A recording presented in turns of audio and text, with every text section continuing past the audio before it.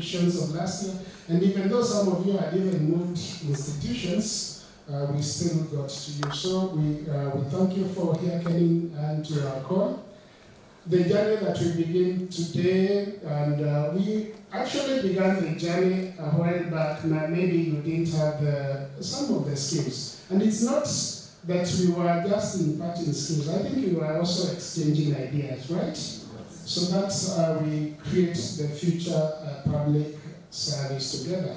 And not only for the public service, but also for the economy of Kenya, because some of our interns will go serve in, those other economies. So you are, as I said, you are not participants anymore. You are mentors and coaches. So if you remember what I mentioned when we were, beginning, about the two different interns, right? One went on to start a what? A hardware, and he employed 2 Kenyans. The other one, drank all his money, and by second week he was begging for, bus fare from his parents. But this boils down to the quality of mentorship, right?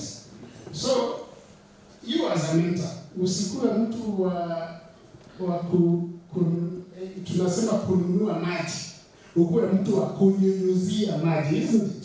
Those are two terminologies are, closer to each other.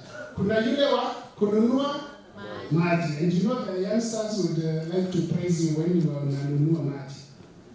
But unataka mtu wa kunyunyuzia maji, ile miche midogo ili ikue to a big fig tree, and you will get enough blessings for that. And therefore, you are now, empowered.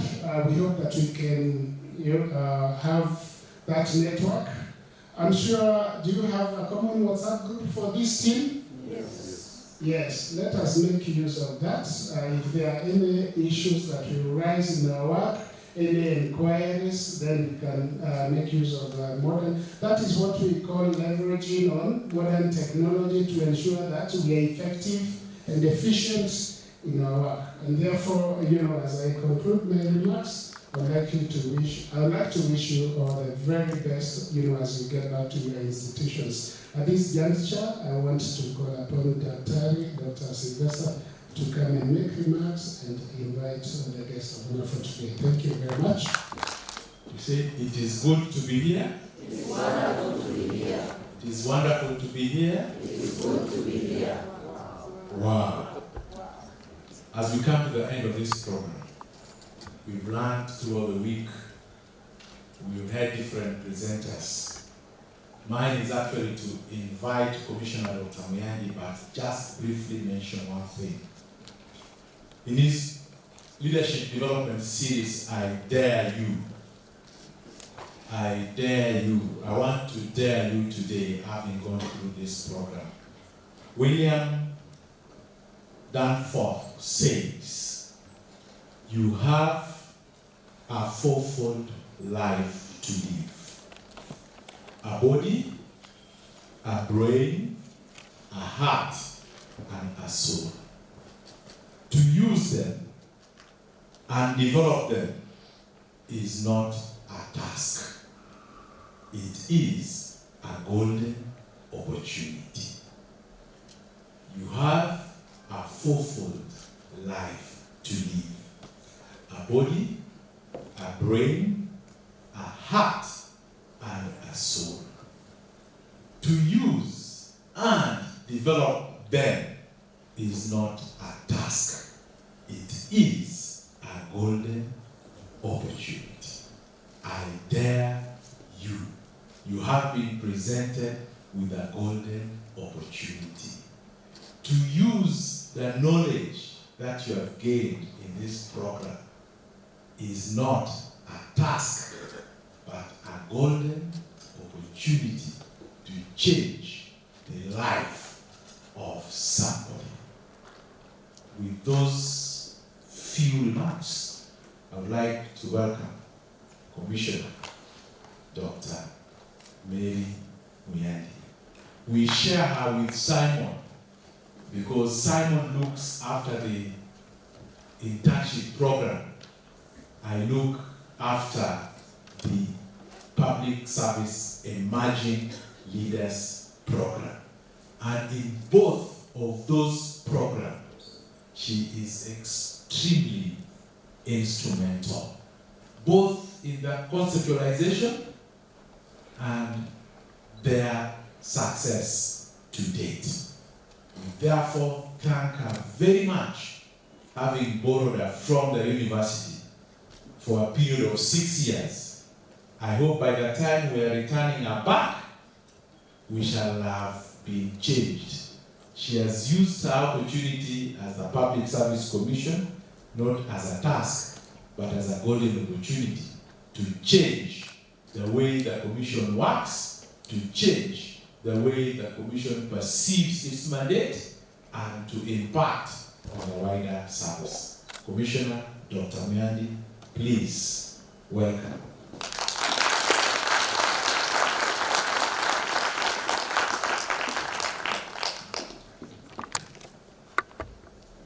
Good afternoon. I know it's about lunch. We have some rich energy left, isn't it?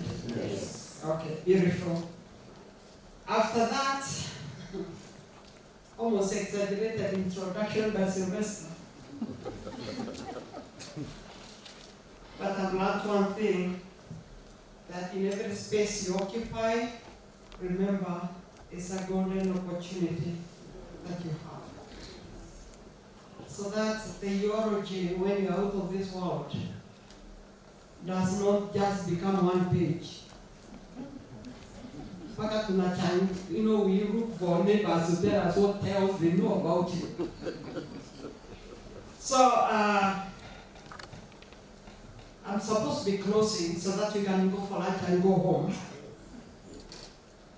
And it will be, I always give my passion of mentorship and coaching, not the scientific way, but by giving my own example, so that you can know how much we expect you to do, so that you can quickly know that this is an opportunity that you have to change a life, to improve a life, and to cause a successor for yourself. So when we all retire and go home, we shall never say that public service is horrible. But what do you leave behind? That's why things, and then you'll be retired, you'll be struggling to get your papers, and you find people who are not concerned. This is because of what we left behind before we retired. So I always say the reason I deal with the young people, which is Sylvester has alluded to, in terms of the internship and the public public service emerging leaders, the young men and women who have just joined government and trying to make a few of them become leaders, is not because of anything else other than very selfish consideration. It is about myself. I'm doing this one so that when I finally stop being public and I start becoming the consumer of the public service, I will always find people everywhere. That is my very first reason. So you can imagine there will be no office that I will ever enter that nobody doesn't know me. So my life meanwhile to that time when God will take me out of here. So this is selfish. But more importantly, I'm worried about my grandchildren too. That what kind of a country will they find when finally we are all retired and gone? So I'm planting a seed for the future. And people have said, if we really wanted things to happen now, we will never plant trees. Some of the trees we plant, we shall never sit under those shades or even eat their fruits because they may take longer than our lives. But we plant them anyway. It's for the future. So I'm very, very, very happy that you have decided, nobody forced you, you have decided to join us in planting those seeds for the future and making it comfortable for us at the present times when we are alive. We were supposed to have been here the whole week, but the work at the other end was such that it was impossible. But I kept on wanting to know what is happening, and thank you, Mwiandi, and my colleagues from the Commission. I almost know what you did every day. Not because if I didn't, anything will happen, but it is, again, my very selfish me wanting to be part of a team that is determined to cause change. I've also learned with the time that if you are a coach or a mentor and you are scared of making somebody better than you, then you are not one. So I've also learned by today, we are all very eager to make others better than ourselves. And that gives me the joy. Sylvester has already said my other life is teaching, so I can stand here for 3 hours without getting tired. Those of us, all of us who have been to the university know what professors do. They are paid to make noise. And they are okay with that. But allow me to just share myself with you and share my life, a little bit of it. I can't give you all of it. And remember, when you share life, we also edit it so that you don't say the bad things. Okay? So this is edited version of having been mentored. First is that I would not, let me phrase it the other way. I was not born old. I was young at some point, doing all mischief everybody does when you are young. And if you never are on the wrong side of anything in your life, then you never lived. Perhaps you may want to live again, to do some mischief. But in this life of my mischief and when you are not very dumb, the tendency of doing crazy things is as many as that. Eh? So when you have a child who is very bright, just be brave yourself. You become a mentor very early. Mentoring and trying to bring everybody to think the same way as you do. Anyway, my life. I won't tell you when I was born, but let me say that my greatest mentor in this my short life was one man who never went to nobody's school, so not as educated as you, in the name of my father. For whatever reason, I was not inquisitive enough to know what was in his head before he left the earth. But I just didn't understand, as I do now, that the man was actually mentoring me to become something in life. He lived like any person in the village, but by the time of emergency, if you know history of Kenya, which year was that? The state of emergency was when?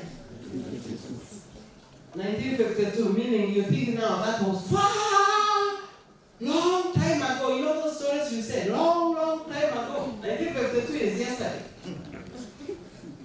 But that yesterday, my father was caught up by the state of emergency details while he was working as a laborer are the girl guides at the quarter. He was cutting grass and sweeping and doing whatever he needed to do to make money to pay taxes. Those days, there were things called the poll tax, which is heavy tax. And there was also the hard tax, which he had to pay for the houses he has built for his wife. And many other taxes. The story is familiar, isn't it? You are paying hard tax and house tax, hard tax. Back to history. Actors are yourselves. Anyway, so he had, by the time he was in Nairobi, he was already married and left my mother and their son. But the emergency caught up with him and he never went home for the next 5 years. Nobody knew, and there was no SMSs. Nobody knew whether he was alive or dead. Anyway, he shows up in 1957 and he now tells his parents that he wants to take his dear wife and their child back to Nairobi. And my grandfather looked at this idiot and asked him, is the war over? Should you and must you want to go with anybody, take your wife, leave the child with us? So that should anything happen to you, which is likely, we have something left to say you once lived. So he takes his wife and eventually found himself in Nairobi. And that's how I came to be born. So, first thing first, I tell myself I'm a love child by somebody who was so determined to get a child. Anyway, I grew up like any other, of course, with a little privilege of coming to Nairobi to meet his old friends he had made during those times. When I think of it, I think some of them were his girlfriends, but that's all right. Like you used to say, also all right. Yeah, that is also all right. Also all right. So I finished Form 4 like all other people did. And because I didn't want to stay home, I enrolled as a nurse before the exam results were out.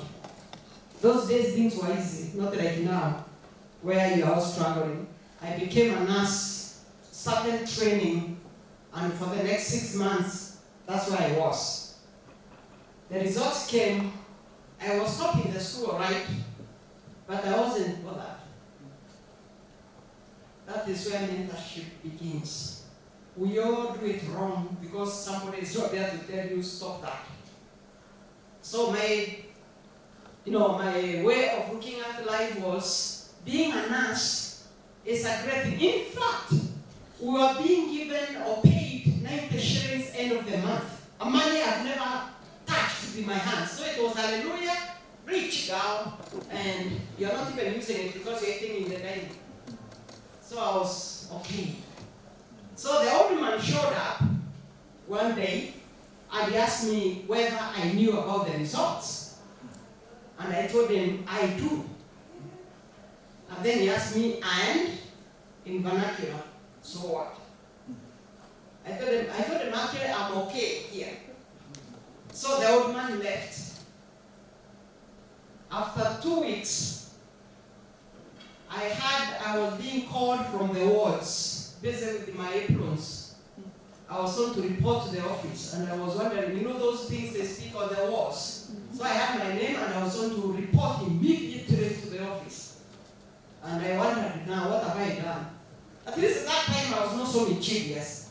I knew I hadn't done anything. But then it's not normal to be called at 10 o'clock. So I went back to the office, shaking, of course, and at the entrance, I found my old man. He never even greeted me, he just looked at me. And I was marshaled to the office, I moved, and I was told to return everything, college, and wear my little things called my personal belongings. In 15, 20 minutes I was done. There wasn't much to do those days. We were not even doing much of makeups. So okay, we had a new mafunga vendor. Anyway, so I got into the matatu he was in. Apparently he had left space for me. And I didn't know where he was going and why. Those days, children did not have feelings. The way you start out on my feelings. Take one of my feelings. I just was not wondering, and I thought we were going back to the village. I saw the vehicle headed to Nairobi. That was Friday. Saturday, I was taken somewhere in River Road, Kenya uniform, and I found myself buying blue skirt, white blouse, white blouse, blue jacket. So it is on this that he tells me you are going back to school. And I said, what? Where? Anyway, the short of it is, on Sunday, I was dropped at Kangalo Park. I head over to the school captain. Nikapewa receipt, sijui hata nilipa fees when. And he told me this is your new station. Make good of it. Coaching. This one was a rough one. So, he leaves me and I finished Form 5, I finished Form 6. And he had given me a promise that if I make it to university, he knew where all these things were. Remember, he was a Nairobi town boy. So he knew where it is. He knew what people do. Doesn't know details, but they know there's things called degrees. So he told me, when you pass, if you pass and go to the university, I'll buy you some suitcase which is not that metal one. And he kept his promise because I passed well. And he bought me a suitcase. That time it was 1,250. Made in China. I keep it to this day. Why? And he bought me everything new. Everything now for me was new. Blankets new, and new native dresses to go to the university. Me, I went to the university last time. I was dropped there by a matatu that was hired from the village. The other people coming to see Nairobi.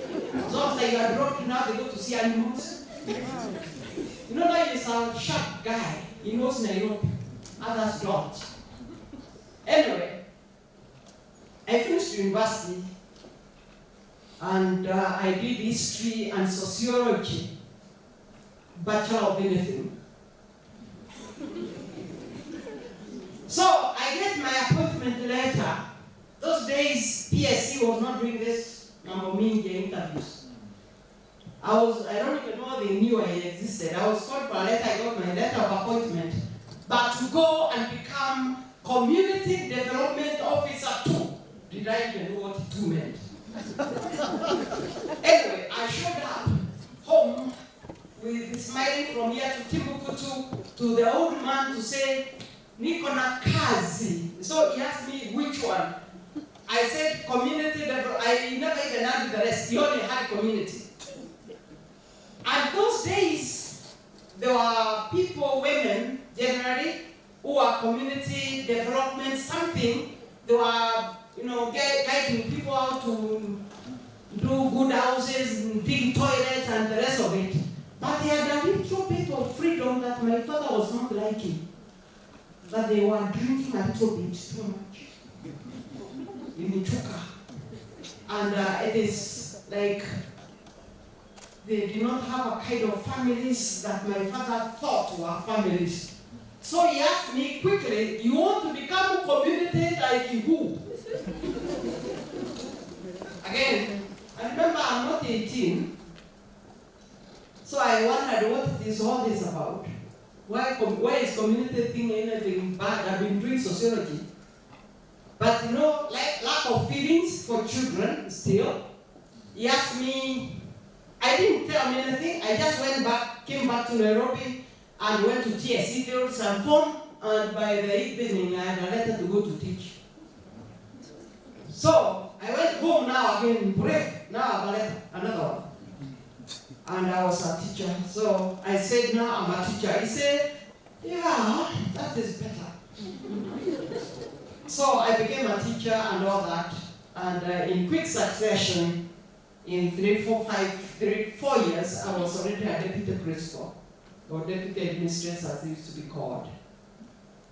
Now, I was posted in a very small school. Not small, it was 1,000 people, mixed. And being deputy, you know your business in Nikusomesha na. So, munajuanga hiyo, in this way. So, my table was books, and on the side was a kiboko. A small table. So, one day he came to visit. And he looked, hiyo nyumba, office kalikuwa kamabati. So, he checked at me. Then he asked me, so from here, where are you going? But I told him, from here, when you become deputy, what's the next one? Logic. You become administrator. Now I stressed, then stress, so that is here, use your community. And he told me that is also progress. But while you are at it, being that administrator you want to become, one day, when you are, we shall all be at the market. You'll be buying maize and beans for your school, and me, your father, will be buying maize and beans for my house. Bottom line, we shall be in the market, both of us. You educated and me. So, before I could synthesize that, he asked me, did education get finished? That jolted me. And he asked me, if you have no money, I'll give you transport to Nairobi, go and fill those forms here, masters. The old guy was smart. He knew what, which means everything. Masters. The rest is yours.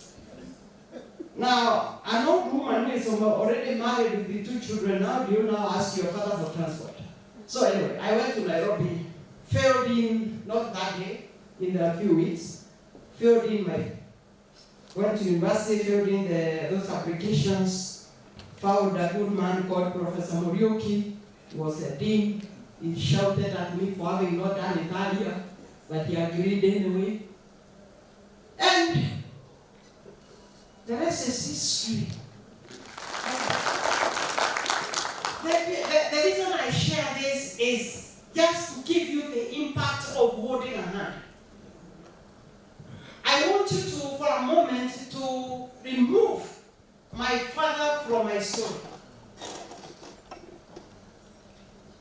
The most I would have been was a matron, and I would have retired 10 years ago with 15 children, because if you start giving money, then when do you stop? You stop when you stop. When nature stops you. So, the reason I share the story is just for that the only reason why some people become what they become is not because of their will as themselves. It's because somewhere along the way, somebody held their hand. My father was holding the hand which we now call tough laugh. Laughing me all right, but hating my being comfortable too soon.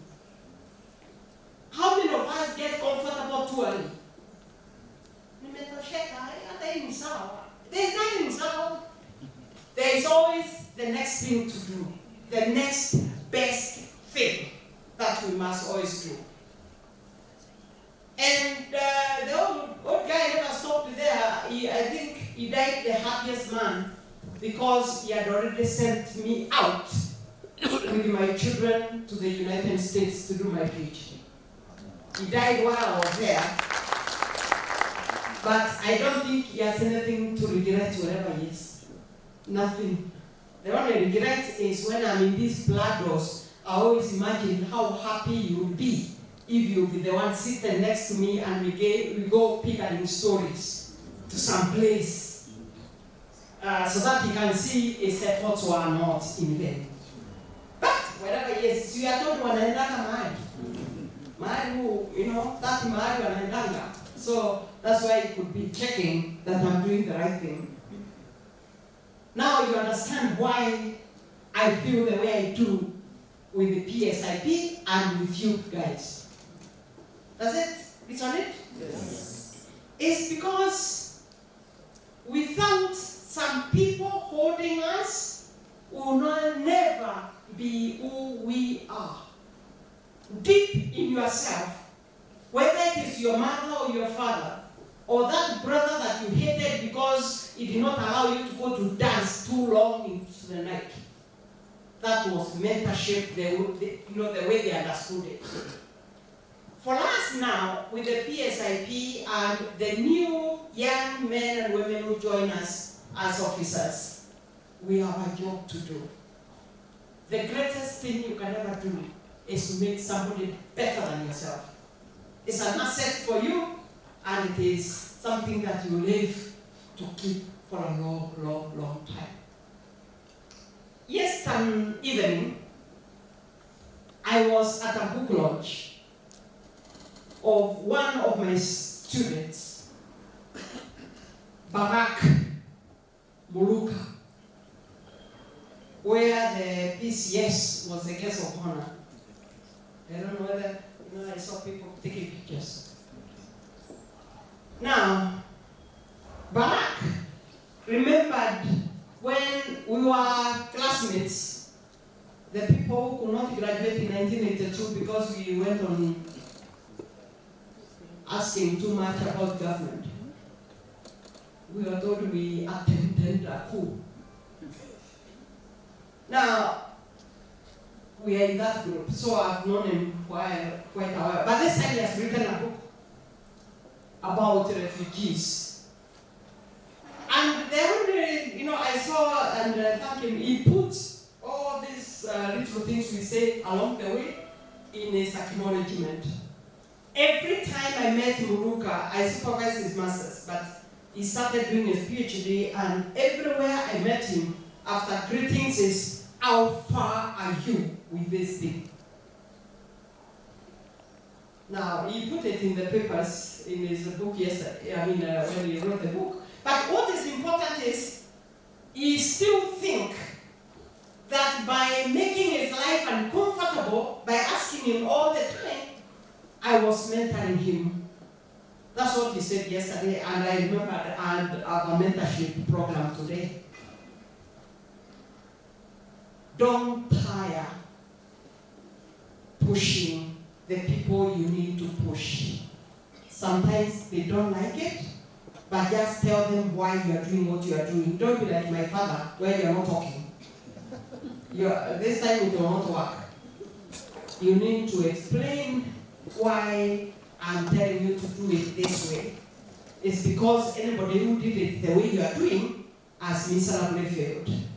And therefore, we want you to do it this way so that things get better for ourselves and for you.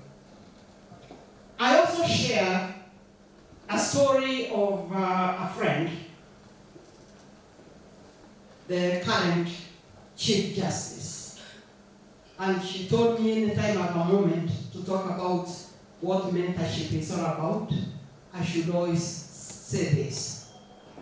When she finished her degree, she, like all the lawyers, they are taken somewhere for, they call it what, pupillage, which is equal to internship, right?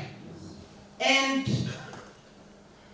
Martha has always been a Christian, always, all the time I knew her. She also thinks I'm a mentor. If she came here, she would speak 30 minutes about me instead of saying what she came to do. And not because of anything, we've been together for a while, but she came to the school I went to while I was in Form 3, and I protected her from being molested by Form 2. You know these things God do what? Those things, they are everlasting. If you beat anybody, they will never forgive you for a long time. Anyway, so I protected her those days, and since I was not very stupid, they thought there's something to alleviate in me. Anyway, back to her life.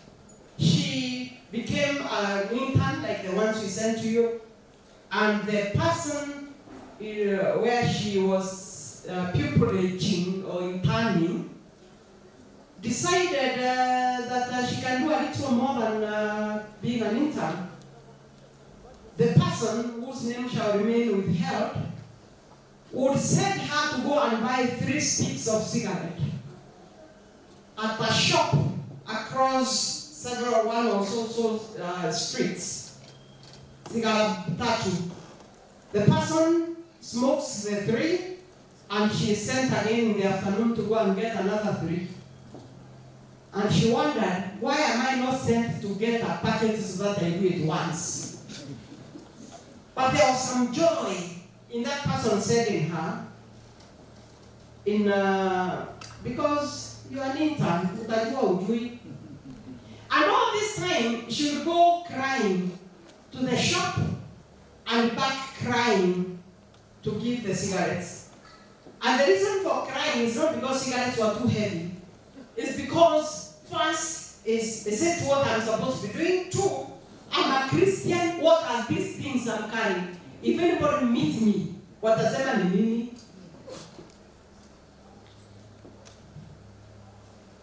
She told me to say,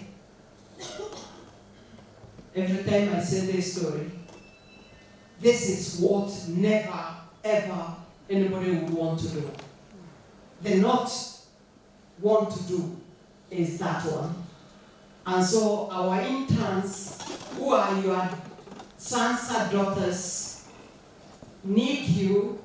They need to be with you. You need to be more than a supervisor and become what Mwiandi was saying, you have now become mentors and coaches. If in your working life you have mentored 10 people, you are 10 persons richer when you become ourselves older and maybe out of formal circulation. I want us to create and make it our business that these young men and women will find us ready to receive them and walk them through their 1 year to learn to like working for government. And I always say, even if they learn never want to work for government, it is a good lesson learned. And let you not be the reason why they chose not to work for government. Like my father and his community. You know, that was his bad example. Are there not community officers who are very good? Yes. But his example, his experience, his limited knowledge it was not the best for me. So let us not be like my father, but also be like my father, not to tire. Don't give up on anybody yet. Some of these people have their own reasons. They are young and excited about something, and then remember, you are not born old. You are just like that when you came in. Only people tolerated you, that's why you are still there. So we become tolerant, we become, receive them well. They are just who they are. Many of them are not even 21. Some of them came to the university when they were 17 and a half. So they have just showed up and they think they know everything. Let's give them that chance to grow like I grew. And I'm happy that I'm somebody to push me even without me wanting it to be something. Being mentors and being coaches is a higher calling than the normal duty. I would urge ourselves, beyond the work we do, beyond them being at the offices, for some strange reason, want to know a little bit about them. It is in wanting to know a little bit about them, sometimes even something which is borders personal. If you become friends along the way, they will tell you, you know what? I am in this situation and it is bothering me a lot. Some of these situations that bother them as young people, you have already walked over it. You know the best way how to treat it. So beyond work, let us also mentor them as people. Mentor them as your sons and daughters. With that zeal of wanting to make them better and be positive in life. The word positive is not good. It was bad. COVID brought, when you say positive, you remember COVID, right? Let me start with the positivity from there. Anybody who got positive news from COVID centers, it was unread centers. So I don't know when to use positive to mean positive, but having the positive, that goodness of wanting to be good. Having done all this talking, I'm sure you've already learned a lot the week. I know we would even want it to be 10 days to learn a little more. But remember, we awaited there. You go and find a pile of things to do and you will say, this Naivasha. But it's okay to be Naivasha. I'm sure you've learned a thing or two. But even as you learn the skills of mentorship, you have also met new friends. You've made your own network. And to me, that is invaluable. Some of the people you meet now are the ones you are going to call as your friends to come to your sons and daughters' wedding because you have found a new friend. So we are happier and we are richer meeting as we did. The mentorship and the coaching, mentorship and coaching as a program was simply a question answered. What do we do with the young people when we send them to the ministries? Who receives them? It is in answering that the program came to bear. And then the next thing was, where do we get these people? And Mwiandi and the company worked hard to have a way of asking for nominations, and you got nominated. To be nominated, is anybody here who has ever been a mistress like I was? Anybody? Hakuna mtu ameenda TSC anywhere? Hakuna. You are straight from somewhere to community. Aya. Nominations take a while. I was asking that question because if you have ever been appointed to be a prefect in the schools you've been, it took a whole day of teachers meeting to get the right people. So to be nominated is one thing and is a great thing. And we all are very happy that you are. I'm also very happy that you join the team that is going to make a difference as we welcome and work with our interns. I feel happier that I have very many safe hands to hold and to help us improve the service through these interns. It is beyond learning. It's also a strategy for development, so that out of the many interns that come to you, some will be absorbed, partly because some of you have recommended that they stay. I know there is always that need. Can I keep this one? But when they do the interviews and they do very well, they still come back to you. So interns get to have their minds clearer as to what kind of careers they want to do in future. Like my father pushing me from being a nurse, because that's where my mind and my eyes would see. You could be that person who will help them shape how they perceive their next career or their career going forward. Whatever it is you know that can help them become what they want to become in future, please give it wholeheartedly. Apparently, these young men and women could as well be your daughters and sons-in-law.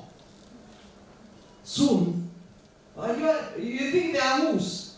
So they are young. And you have your young men in the house. And young daughters in the house. Then they'll say, you are my mentor. And then from there, the friendship is even better. Not a son-in-law anymore. You make it even better. So interactions, as I've already said, with your mentees is going to be something that is going to go beyond work. Always remember who our mentor is, so that we don't become supervisors all the time. Supervise, yes, but mentor more. You are going to become, and this is why this week was here. That's why we came together, that you must first become a teacher. As a teacher, you are going to give your mentees skills and abilities and new capabilities that are required to be successful as they pursue their 1 year as interns. Who knows, they become also the employees of government and the private sector as soon as we are done. Some of them even leave you sooner because they found something else to do, which is a job.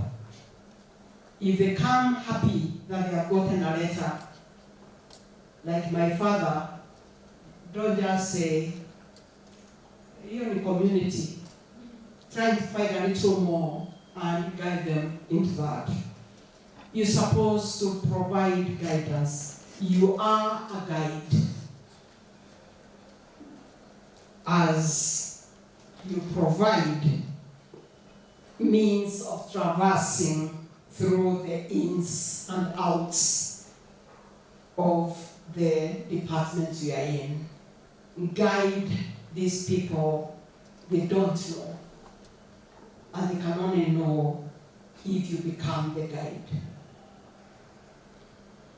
You are a role model for these interns. You are going to inspire them by the way you are. They don't have to ask who you are. The way you are, we expect you to be the one to inspire them. We will inspire them through upholding national standards, values, and ethics, as it were. You are going to be a coach to help these interns with the strategies and tactics and approaches for success. Successful work, but success in life as well. You are going to be a motivator for these people. They are going to come, some of them will be coming in the morning crying because wherever they came from, some boyfriend preached to them or some mother beat them up because they came home having danced the whole night, so that they can see their way around and find their feet again. Above all, I want you to be their friend. You are not going to be a judge. You are not going to see all the bad things about the person. Try to listen, try to encourage, try to inspire. If we can be all these things together, to these interns as mentors and coaches, this world will certainly be a better place. Going forward, today, going forward, you are now wise and a very trusted advisor to these young people. You are a loyal advocate and coach. You are a valued teacher and a role model. And I dare say, you are a true friend for all these young men and women who come your way, with whom you are going to work and with whom you are going to mentor and coach. I've said so many things at once. All I was trying to say is that you have joined my ever-winning team to change Kenya. We love you, and I want to declare this now officially closed, but you have not closed. Okay, Monkey said So means it's not over until it's over. But just know you are very special to us. And as a person, I am always thrilled to know I'm not alone. Now, I have another 120 plus today to walk with us, walk with me, and you are indeed the chosen few to change. Thanks.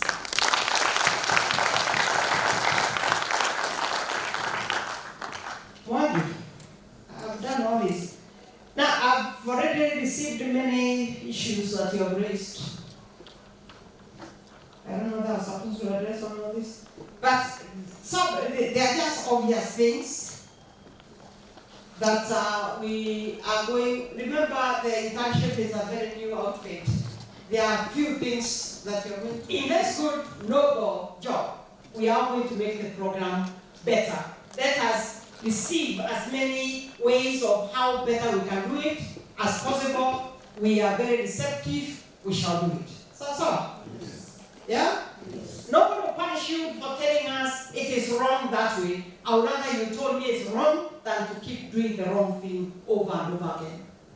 So you have a visa-less access to myself. Thank you.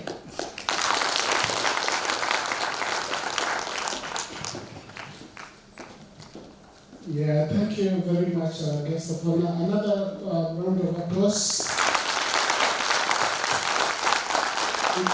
In other places, it should have been a standing ovation, but the round of applause would make do for this morning. Thank you very, very much.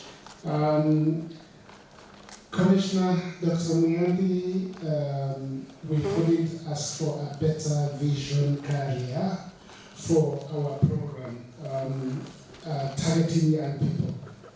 In fact, me and my team, and of course, Dr. has attested it, I don't know how we would do it without your support. So for this, we are forever grateful. Commissioner has touched on a number of things. This is, we are going towards the close. We won't close before we have graduated you. And Commissioner, I want to confirm that we all passed, nobody failed. No one failed. And therefore, even those who are at the margin, we were magnanimous enough to push them to the pass grades, but they all did very, very well. But